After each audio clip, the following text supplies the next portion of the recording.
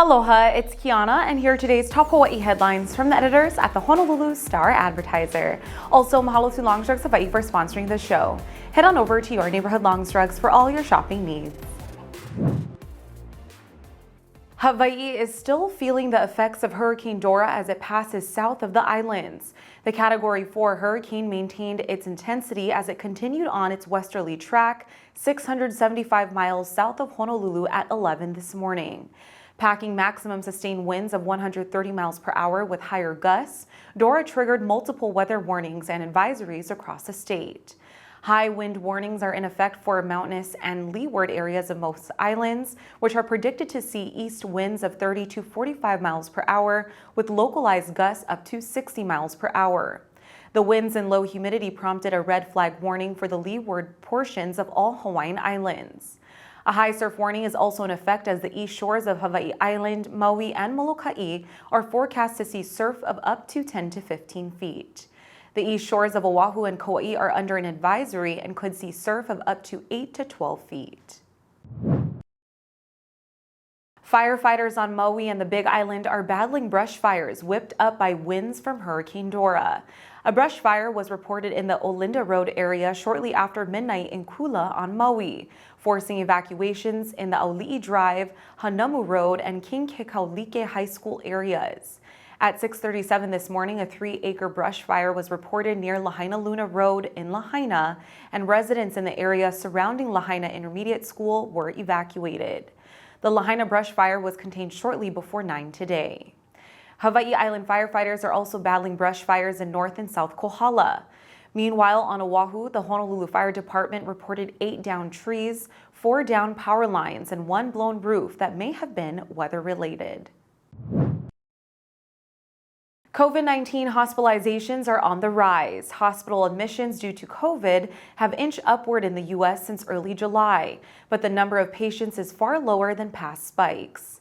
There were 9,056 admissions for the week ending on July 29, representing an increase of about 12% from the previous week.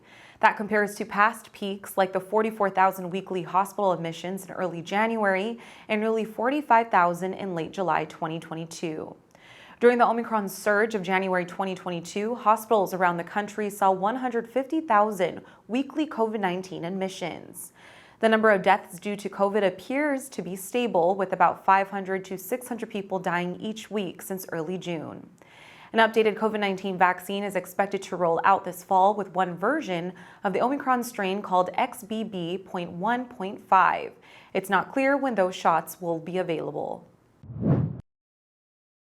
A 46-year-old man died Monday after his broken-down car was struck by another vehicle on the H1 freeway.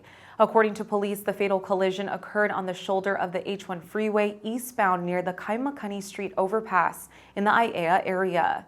The man had exited his vehicle and was trying to fix a mechanical problem when a 56-year-old woman drifted into the eastbound shoulder.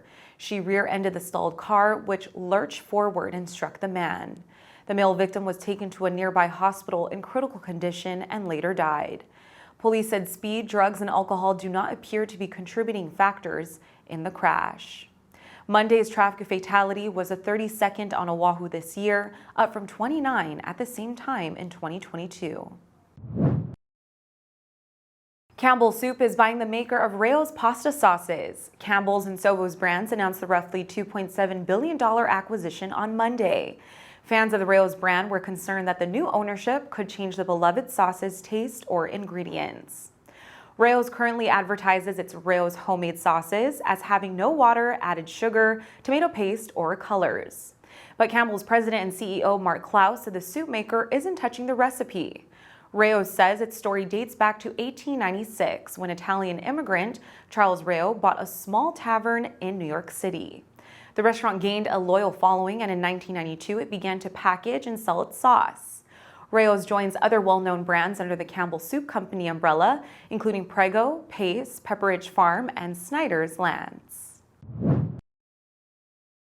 For more on these stories and all the latest headlines, subscribe to the Honolulu Star-Advertiser. Visit Hawaii's top source for breaking news online at staradvertiser.com and download the Star-Advertiser mobile app. Mahalo, have a great day, and we'll see you back here tomorrow.